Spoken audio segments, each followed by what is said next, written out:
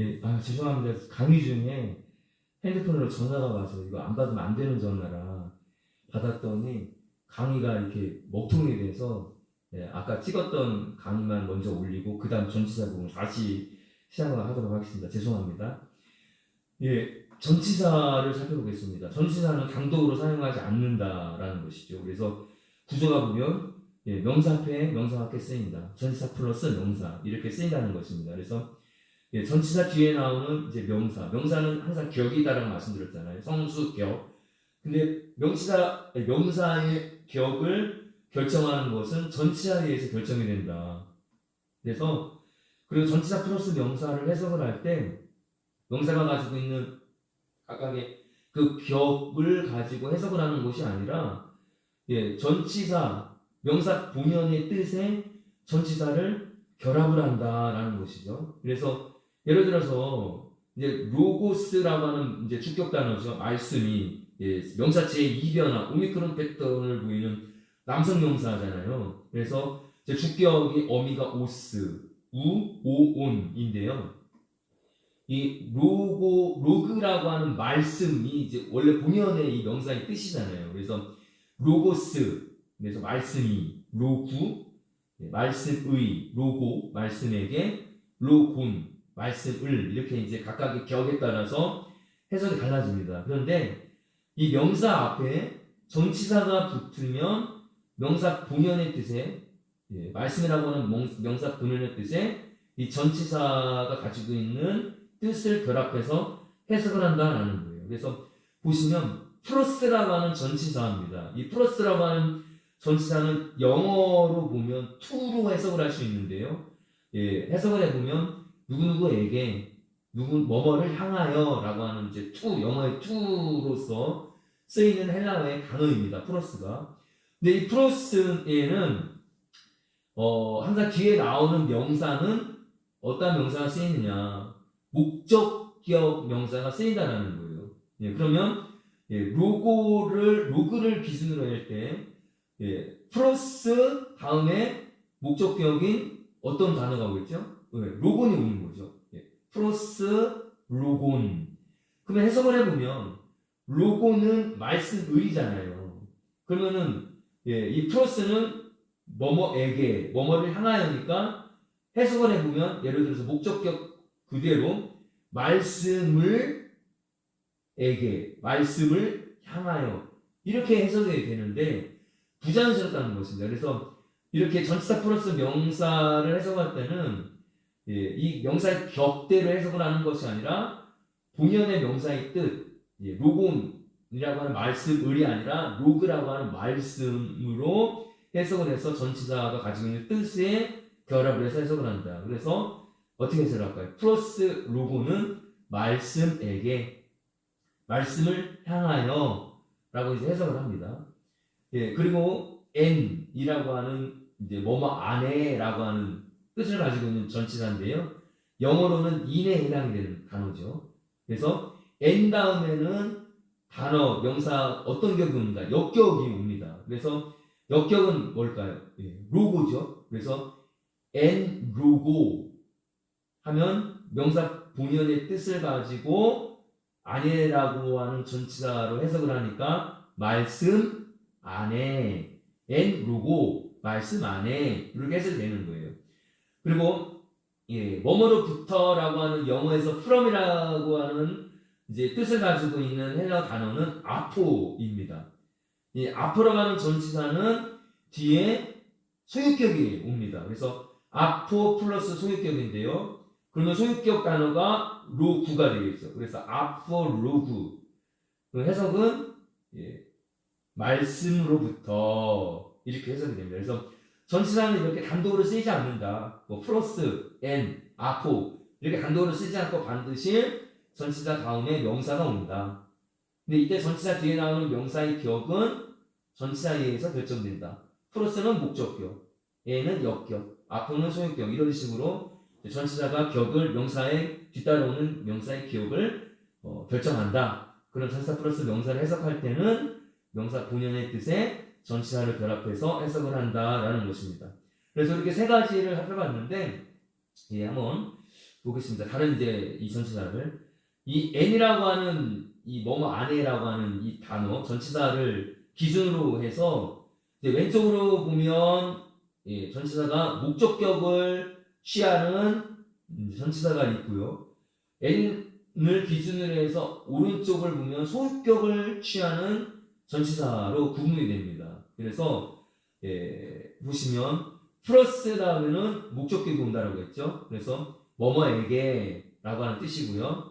그 다음에 ace라고 하는 이 전치사는 영어의 into로 해석을 할 수 있어요. 예, 뭐뭐 안으로. 그래서 ace 플러스 목적격이다. 뭐뭐 안으로. 그 다음에 예, n을 기준으로 오른쪽에 소유격을 취하는 전치사가 옵니다. 예, 영어의 뭐뭐 밖으로라고 하는 out of에 해서 뜻을 가지고 있는 헬라어 단어는 에크입니다. 그래서 에크 플러스 소유격 뭐뭐 밖으로.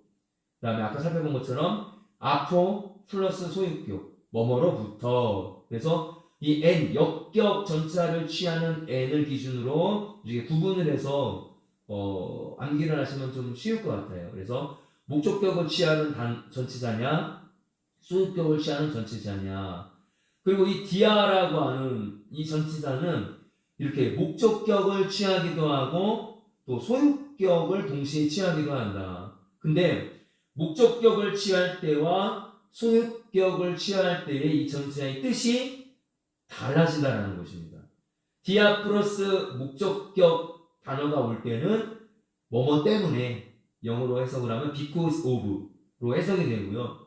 그리고 디아 전치사 다음에 소유격 명사가 오면 예, 뭐뭐를 통하여 영어로 through로 해석이 됩니다. 그래서 이렇게 이제 구분이 된다. 예, 라는 것을 여러분들이 좀 숙지를 해주시기 바랍니다.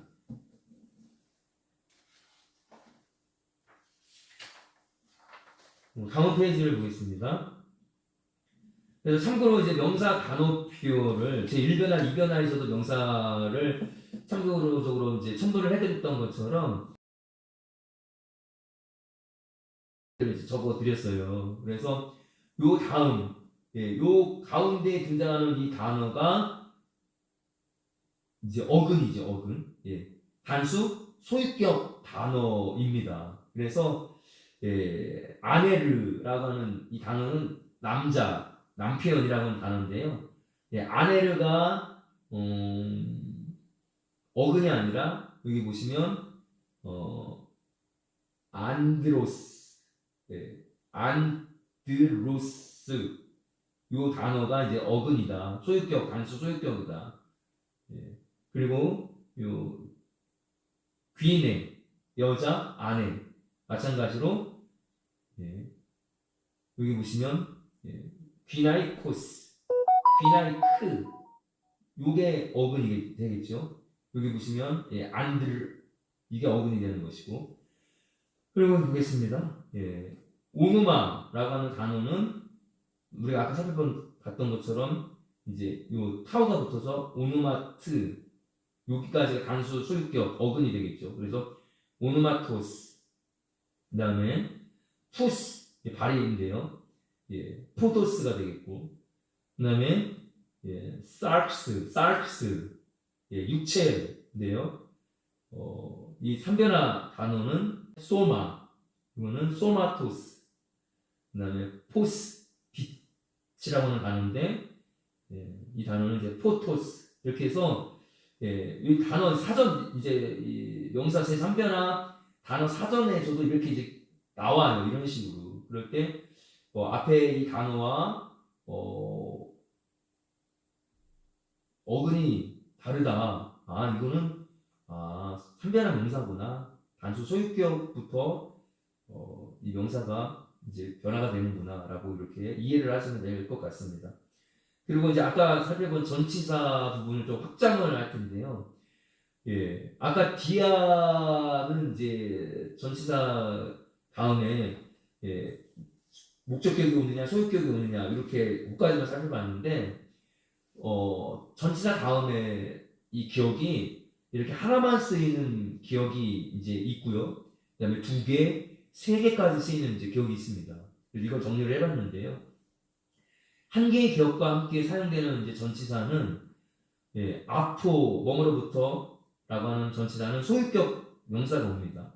그리고 에이스 뭐뭐 안으로는 목적격, 에크 뭐뭐 밖으로 소유격, 엔 뭐뭐 안에 역격, 프로스 뭐뭐에로 목적격, 그다음에 쉰 뭐뭐와 함께인데요. 역격이 와요. 그래서 이렇게 아포, 에이스, 에크, 엔, 프로스, 쉰은 한 개의 기억과 함께 사용되고 이러한 뜻이 있다. 이건 이제 원래 이제 기본적인 이제 뜻이겠죠. 기본적으로 이렇게 격이 정해져 있으니까.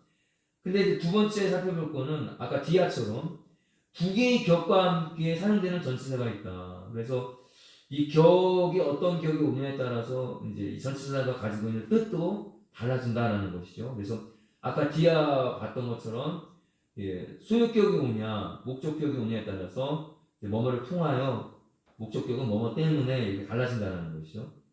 그리고 카타라고 하는 전치사는 소유격이 올 때는 뭐뭐에 대항하여, 목적격이 올 때는 뭐뭐에 의하여라고 이제 변화가 되고요. 메타라고 하는 이 단어는 소유격 올 때는 뭐뭐와 함께, 그리고 목적격 단어가 오면 뭐뭐 뒤에, 뭐뭐 후에 이렇게 쓰이고요.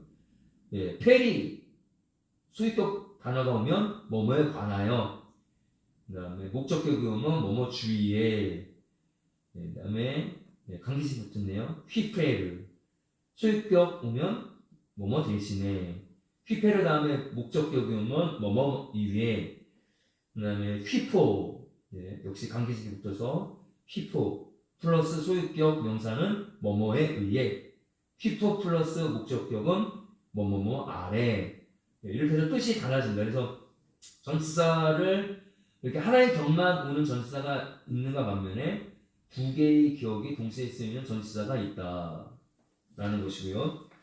그다음에 다음 페이지에 이제 보시면 세 개의 격, 무려 세 개의 격과 함께 쓰이는 전치사가 있다라는 거예요. 그래서 에피라고 하는 이 전치사는 소유격이 오기도 하고 역격이 오기도 하고 목적격이 오기도 합니다. 그래서 소유격과 역격이 올 때는 이제 뭐뭐 위에라고 하는 뜻으로 동일한데, 목적격이 올 때는 뭐뭐에 대항하여 완전히 이제 뜻이 달라지죠. 그리고 파라라고 하는 이 전치사도 파라 플러스 소유격은 뭐뭐로부터, 파라 플러스 역격 명사는 뭐뭐와 함께, 파라 플러스 목적격 명사는 뭐뭐 곁에, 뭐뭐 옆에 라고 해서 이렇게 뜻이 달라진다라는 것입니다. 그래서 한 개의 격만 쓰이느냐, 두 개의 격, 나아가 세 개의 격까지 쓰이냐라고 이렇게 전치사를 구분해 볼 수 있습니다. 그래서 위에 단어표에서 보듯이 어떤 전치사들은 하나 이상의 격을 취한다. 그리고 그에 따라 의미도 달라진다. 따라서 각각 다른 뜻을 가진 격과 더불어서 이들 전치사의 다양한 의미들을 알 필요가 있다. 헬라어 문장을 읽을 때는 사용된 격, 이 전치사 다음에 어떠한 격이 왔는가에 따라서 이제 비로소 전치사를 해석할 수 있다. 왜 어떠한 격이 쓰이느냐에 따라서 전치사가 해석이 달라지니까 이제 그렇게 되는 거죠. 그래서 좀 주의를 하시기 바라고요. 그리고 주의해야 할 전치사의 어용이 있습니다. 이제 크게 세 가지로 구분을 해봤는데요.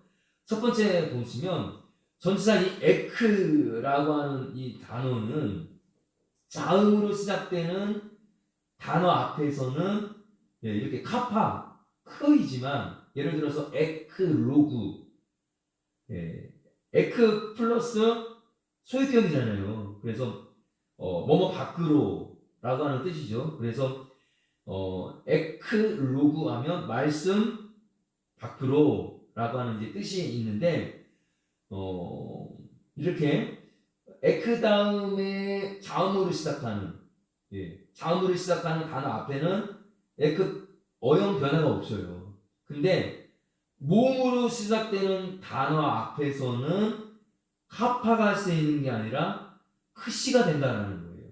그래서 여기 보시면 안스로프라고 하는 이것 역시 이제 소유격이죠. 예, 우가 붙었으니까 어미가. 안스로프, 예, 이 사람이라고 하는 뜻이잖아요. 사람.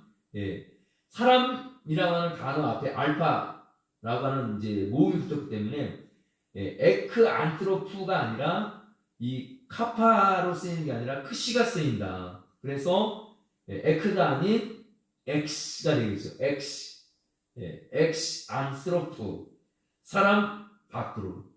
안스로포스가 사람이잖아요. 그러니까 예, 안스로프 사람 밖으로. 그래서 예, 이렇게 에크 다음에 뒤따라오는 명사 첫 단어가 자음이냐 뒤따라오는 첫 명사가 모음이냐에 따라서 에크의 이 카파 원래를 쓰이느냐 아니면 카파가 크시가 되느냐가 바뀐다라는 것입니다. 그리고 두 번째 보겠습니다. 모음으로 끝나는 대부분의 전치사들. 여기 보시면 아포, 예, 오미크론으로 모음으로 끝나죠. 디아, 알파, 그다음 에피, 이오타, 카타, 알파, 메타, 파라, 휘포 이렇게 모음으로 끝나는 대부분의 전치사들. 근데 이 페리는 예외입니다. 이렇게 페리를 제외한 모음으로 끝나는 대부분의 전치사들은 모음으로 시작되는 단어 앞에서 마지막 모음이 탈락된다라는 거예요. 그 마지막 모음은 뭘까요? 아포의 오미크론 오가 탈락이 된다라는 거죠. 예. 그래서 이때 전치사는 악센트를 상실한다. 악센트가 없어지고 이어지는 단어와 함께 발음이 된다는 거예요. 연이어서. 예. 그러니까 모음이 탈락이 되면서 마지막 모음이 탈락이 되면서 전치사가 가지고 있는 악센트까지 없어지고 발음도 역시 이어지는 명사와 연음으로 발음이 된다. 이게 좀 더 복잡하게 되는 거죠. 그래서 이것을 이제 모음 탈락이라고 부른다라는 거예요. 그래서 예를 한번 들어보겠습니다. 예. 이게 이미 탈락된 단어예요. 그래서 안스로프라고 하는 이 단어에서 원래는 이제 앞에 아포가 붙는 거죠. 아포. 근데 아포 다음에 안스로프에서 모음이잖아요. 그죠? 예, 이 안스로프가 모음으로 시작되는 단어니까 마지막 모음이 오미크론이 탈락이 되는 거예요. 그런데 악센트가 상실이 되고 이것이 이렇게 쓰이면서 어떻게 될까요? 이어지는 이 단어와 함께 연음으로 연결돼서 발음이 된다. 아까 끊어서 아포 안트로프 이렇게 발음되는 게 아니라 연이어서 제가 이거를 좀 이렇게 띄어서 붙여놨지만 발음을 할 때는 붙여서 발음을 하는 거죠. 그래서 예, 어떻게 발음할까요? 아판스로프 예, 연결돼서 연이어서 연음처럼 발음을 한다는 거죠. 아판스로프. 그럼 이 안에는 아판스로프라고 하는 하나의 어떤 단어가 아니라 원래는 이 단어는 전치사라고 하는 아포라고 하는 단어와 예, 안스로프라고 하는 이 단어가 같이 연결된 거예요. 그래서 사람으로부터라고 해석되는 거죠. 예, 아판스로프라고 하는 어떤 새로운 단어가 있는 게 아니라 이 단어는 전치사 플러스 명사다라는 것입니다. 여기 한번 볼게요. 디아라고 하는 이 전치사에 예, 안스로푸스라고 하는 목적격 단어가 쓰였습니다. 아까는 소유격이 쓰였죠. 근데 디아 플러스 목적격이에요. 그러면 디아 플러스 목적격은 해석이 뭐뭐 때문에라고 해석이 됐잖아요. 그죠? 두 가지 전치사를 가지고 있는 뜻이니까. 그러니까 이 목적격인데 역시 마찬가지로 알파 모음이 붙었기 때문에 디아에서 알파가 빠지는 거예요. 탈락이 되는 거예요. 그래서 전치사가 가지고 있는 악센트가 상실이 되고 이 안스로푸스라고 하는 목적격과 발음이 연이어서 발음이 된다. 그러니까 어떻게 될까요? 디안스로푸스 이렇게 발음이 되겠죠. 그래서 해석은 사람 때문에 왜냐하면 원래가 디아 플러스 목적격 단어이기 때문에 그래서 이건 전치사 플러스 목적격 명사다라는 것이고요. 그리고 예, 메타라고 하는 단어도 마찬가지입니다. 예, 안스로프라고 하는 소유격 단어와 연결이 되고 뭐뭐와 함께죠. 메타 플러스 소유격은 뜻이. 그 다음에 알파와 이 메타의 알파가 같이 충돌이 되기 때문에 전치사의 마지막 모음이 탈락이 됩니다. 그래서 이렇게 쓸 수 있고 다시 연음으로 발음이 돼서 메탄스로프 해석은 사람과 함께 그래서 전치사 플러스 소유격 단어가 된다라는 것이죠. 그래서 이렇게 자음이 탈락되기도 하고 또 모음이 탈락되면서 연음으로 발음이 되기도 하고 자음이 다른 단어로 또 바뀌기도 하고 이렇게 좀 복잡해집니다. 그럼 세 번째 볼게요. 모음이 탈락된 전치사가 피나 타우를 갖고 있고 예를 들어서 이렇게 앞에 피, 에피, 카타, 메타, 휘포 이렇게 피 아니면 타우가 있죠. 모음이 탈락된 전치사가 이렇게 피나 타우를 갖고 있고 그것이 관기식을 가진 단어의 앞에 오게 될 때 모음이 탈락된 전치사의 자음은 기음, 거센 소리로 변한다. 그래서 피가 피로 바뀌죠. 근데 발음이 똑같지만 이 피는 길게 발음을 하는 거예요. 타우가 거센 소리로 이제 세타가 되는 거죠. 트가 스로 발음이 되는 거고, 푸가 더 길게 발음이 되는 거고. 그러니까 쉽게 예를 들면 이렇게 설명하면 잘 모르게 복잡하게 보이지만 단어를 한번 이제 설명을 볼게요. 여기 보시면 휘우라고 하는 이제 이 아들인데요. 이 아포 다음에 휘우가 붙었어요. 소유격 붙었죠. 그러니까 뭐뭐로부터예요. 아포 플러스 소유격 명사는 뭐뭐로부터. 그러니까 이제 아들로부터예요. 근데 원래는 이제 아포 휘우인데 여기 보시면 윕실론 앞에 아포 오미크론 모음이기 때문에 아포의 오미크론이 탈락이 돼요. 그죠? 아까 2번에서 보듯이. 그런데 탈락이 되고 나서 봤더니 이제 피란 말이에요. 이렇게 피. 근데 피인데 이 피가 뭐로 바뀐다? 강기식을 가진 단어의 앞에 오게 될 때 강기식이죠. 휘우니까 강기식이잖아요. 강기식을 가진 단어 앞에 오게 될 때 더 센 발음, 거센 소리로 변한다. 그래서 피가 아니라 피가 되는 거예요. 발음상은 똑같지만 그래서 여러분 이렇게 쓰이는 거예요. 그래서 그러면서 또 연이어서 발음이 되겠죠. 그래서 어떻게 될까요? 아피우 이렇게 되겠죠. 아들로부터. 그리고 저 휘우 이게 다 강기식이잖아요. 휘운. 그러니까 여기서도 마찬가지. 이건 뭐가 탈락이 된 단어일까요? 에피겠죠. 에피. 그렇죠. 두 번째 이거 에피. 에피 플러스 소유격. 그러면 뭐뭐뭐 위에 라는 뜻이에요. 그러면 어떻게 될까요? 에피 휘우는 아들 위에 라는 뜻인데 마찬가지로 위스는 모음. 에피의 이오타 모음이니까 전치사 이오타 탈락이 돼요. 그 다음에 봤더니 휘우 강기식이죠. 그러니까 이 에피의 이 피가 피로 바뀌는 거예요. 그래서 이렇게 쓰고 연이어서 발음돼서 에피우 이렇게 되겠죠. 그리고 휘온 목적격이죠. 이건 어떠한 전치사일까요? 카타 플러스 목적격 뭐뭐에 의하여. 그러니까 원래는 이제 카타 휘온 아들에 의하여인데 휘온도 마찬가지로 모음 카타의 알파도 모음이니까 알파가 탈락이 되고 타우를 봤더니 이 휘온이 강기식이기 때문에 타우가 뭐로 변한다? 세타로 변한다.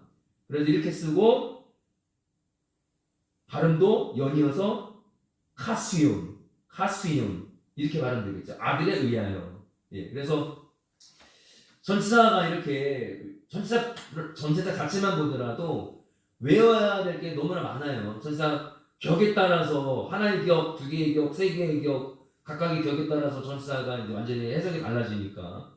그리고 전치사 또 쓸 때도 어형이 이렇게 변한다라는 것입니다. 그래서 여러분 헬라어를 이제 배우면 배울수록 재미가 없다. 외워야 될 것도 많고 뭐 굳이 외우지 않아도 이렇게 또 점점 이루어진다라고 하는 분들이 계실지도 몰라요. 그런데 여러분, 절대로 흥미를 잃지 마시고 가만히 이게 보면 천천히 곱씹어서 이렇게 이제 천천히 보시면 이해가 다 되거든요. 근데 이거를 그냥 막 뭐라 할까 제대로 이제 복습이 안 된 상황에서 오늘 배운 내용이 숙지가 안 된 상황에서 또 그 다음 또 문법이 또 이게 진도가 나아가면 점점 이 헬라어는 뭐라 할까 이제 돌이킬 수 없는 강이 되는 거죠. 재미도 없고 그냥 포기하는. 그래서 여러분들 절대로 포기하지 마시고 제가 이제 보니까 저도 이제 헬라어를 가르치면서 솔직히 재미가 없어요. 재미가 없는데 어쨌든 그래도 이제 새로운 언어를 배운다는 게 여러분 그게 쉬운 게 아니잖아요. 그죠? 그리고 또 헬라어를 그래도 이렇게 쓰여져 있는 단어를 우리가 읽을 수는 있잖아요. 소리내서. 전에는 읽을 수도 없었는데, 그죠? 그리고 또 내가 헬라어를 쓰잖아요. 그러니까 헬라어를 내가 쓸 수도 있고 또 읽을 수 있고 그리고 기본적으로 또 헬라어 단어는 내가 또 해석도 하고 그죠? 지금까지 이제 동사와 명사, 전치사 부분을 총 이제 틀어서 그 해당되는 또 부분들이 나오면 내가 이 부분은 또 이렇게 되는구나, 해석이 되는구나라고 숙지가 되고 그리고 헬라어 단어 사전도 봤을 때 또 이해가 되고 그래서 차근차근 너무 막 급한 마음으로 외워야 될 문법도 많고 나갈 진도가 많은 건 사실이지만 너무 급한 마음으로 나가다 보면 흥미를 잃기 때문에 이게 조금씩 가장 기본적인 것을 다루고 있거든요, 사실은. 그래서 이제 한 발자국 한 발자국 천천히 느긋한 마음을 가지고 여유롭게 나가신다고 생각하면 좋을 것 같아요. 그래야지 헬라어를 좀 재밌게 좀 배우지 않을까. 저도 신학교 다닐 때 저는 헬라어 문법을 계절학기 때 배웠거든요. 처음 이제 신대원을 가서 아무것도 모르는 상황에서 제가 뭐 헬라어를 제가 신학교 학부를 나온 사람이 아니에요. 신대원을 갔거든요. 일반 대학을 나와서 신대원을 갔기 때문에 아무것도 모르는 상황에서 계절학기를 먼저 헬라어 문법을 제가 수강을 했어요. 그러니 아무것도 모르는데 헬라어 문법을 막 그때 들으니까 이미 학부에서 뭐 헬라어를 배우시고 오신 분들은 이해가 되겠지만 저는 아무것도 모르는 상황에서 맨땅에 헤딩하듯이 저도 배웠거든요. 그리고 나서 이제 헬라어 문법 끝나고 이제 헬라어 강독으로 이제 넘어갔는데 헬라어 강독도 사실 헬라어 문법이 돼야지 이제 강독이라는 건 결국은 문법 때 배운 그런 문법을 기본으로 해서 사실 읽고 해석하는 거거든요. 문법 분해하고. 그래서 헬라어 문법 안에 어떻게든지 헬라어 이제 강독해서 할 수 있게끔 제가 이렇게 좀 연습 문제도 추가시켜서 좀 기본이지만 가장 기초적인 거지만 그래서 좀 그렇게 좀 다루고 있습니다. 그래서 여러분들 재미없어도 저랑 같이 이렇게 좀 차근차근 차근차근 이렇게 좀 따라와서 같이 수업에 임하셨으면 좀 감사드리겠어요. 여러분들 수고 많으시고요. 정말 재미없는 과목 이제 이번 학기에는 저 얼굴도 안 나오잖아요. 그래서 저는 편하지만 또 수업에 임하시는 분들이 또 화면만 보시고 수업을 하시니까 또 때로는 좀 지루할 수도 있어요. 그렇지만 이번 학기 어쨌든 한 학기 동안 헬라어 이게 좀 짜여진 구성되어진 그 문법 잘 듣고 수업에 같이 저도 여러분도 임했으면 좋겠습니다. 감사드립니다. 좀 쉬었다가 그 다음 성경통독 지난 시간에 사도행전 13장까지 읽어서 14장부터 해서 이제 읽도록 하겠습니다. 수고 많으셨습니다.